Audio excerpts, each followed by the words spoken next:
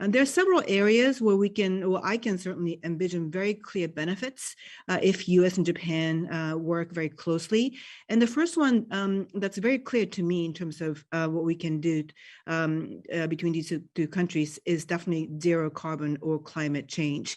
And more specifically in the context of rulemaking, whether it's about ESG investment standards, which is something that I am very heavily involved in terms of ESG investments in Japan. This really means accounting and information disclosure discussions, which have been driven mainly by the EU up until this point, or perhaps funding issues for developing countries when it comes to climate adaptation. Which is a very contentious issue.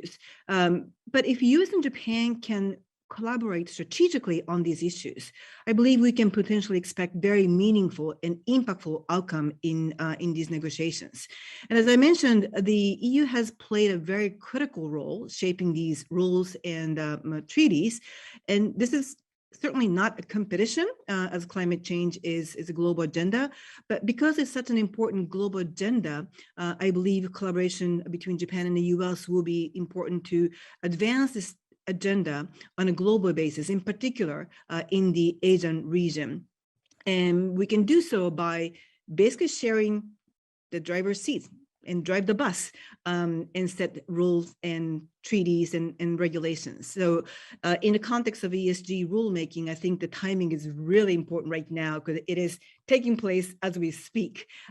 So I think in this juncture, it's extremely important that US and Japan can really share our compare notes and really figure out how we can be more impactful or influential in terms of shaping these rules.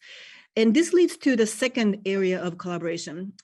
Technology is definitely the key to find innovative solutions for climate change and also public health as we are coming out of the pandemic crisis. Hopefully, we still have quite a few cases in Japan, so we're still dealing with the pandemic on a daily basis in Japan, as many other Asian countries.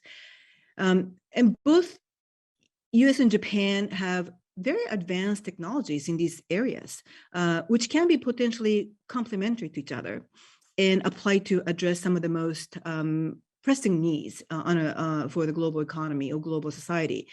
And US Japan have a very long history in both public and private sectors to collaborate in the areas of research and development. For myself, I can say I spent quite a bit of time at universities in America after getting my first education, and vice versa. We have quite a few US researchers and students in Japan as well. In the private sector, as I said, there are a number of collaborative research projects.